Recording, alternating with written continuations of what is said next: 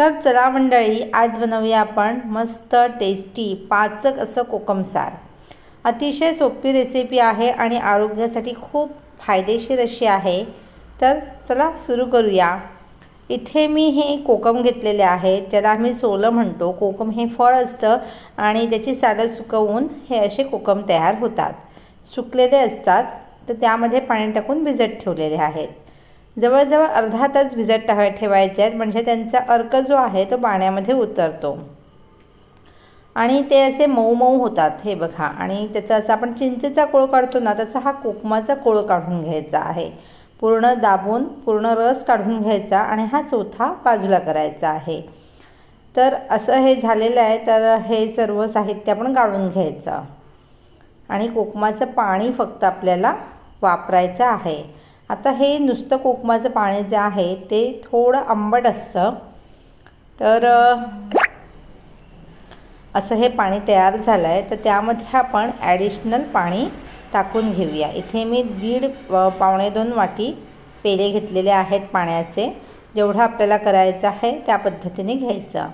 गूळ पावडर टाकलेली आहे, चवीनुसार मीठ साधं आणि काळं मीठ। काळ्या मिठाने टेस्ट खूप छान येते। तर असं सर्व साहित्य टाकून घ्यायचे। गूळ आपल्या आवडीनुसार टाकायचे। थोडं आंबट जास्त वाटलं तर गुळाचं किंवा गुळाच्या ऐवजी साखर वापरली तरी चालते। हे सर्व साहित्य एकत्र करून गॅसवर ठेवायचं आहे आणि छान त्याला गरम करायचं आहे। सारखं ढवळत राहायचं। थोडी थोडी उकळायला लागली की ढवळून घ्यायचं। आता इथे मी 1 मिरची अगदी बारीक चिरून घेतलेली आहे। गरम करतानाच मिरची टाकली ना की मिरचीचा स्वाद सुद्धा खूप छान येतो। आता आपण गूळ टाकलेला आहे, मीठ टाकलेलं आहे आणि मिरची, आणि कोकम आंबट असतं। आंबट गोड तिखट खूप छान अशी टेस्ट येते। बरं, हे कोकम जे आहे ना ते उन्हाळ्यात खूप म्हणजे आरोग्यासाठी उपयुक्त असतं। आता एक फोडणीचं साहित्य तयार करायचं आहे। तूप घेतलं, तेल घेतलं तरी चालतं। त्यामध्ये थोडं जिरं आणि अगदी थोडीशी मोहरी घेतली आहे, कढीपत्ता टाकलेला आहे। आणि जेव्हा फोडणी आपण टाकायला घेऊ तेव्हा हिंग टाकायचं, नाहीतर हिंग जळतं। आणि फोडणी टाकून घ्यायची सारावर। अशा पद्धतीने हे आपलं सार तयार झालेलं आहे। त्यामध्ये वरून कोथिंबीर सोडलेली आहे आणि जेवणाबरोबर जेव्हा आपण खिचडी भात करू, तूप भात म्हणजे खिमट, आमच्याकडे मऊ भात बनवतात त्याला खिमट म्हणतात।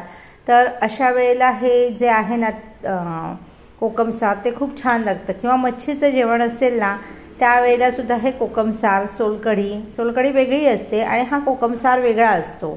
दोन्हीमध्ये फरक आहे।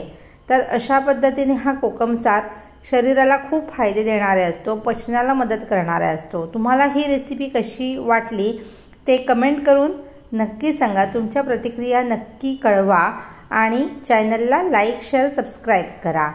थँक्यू।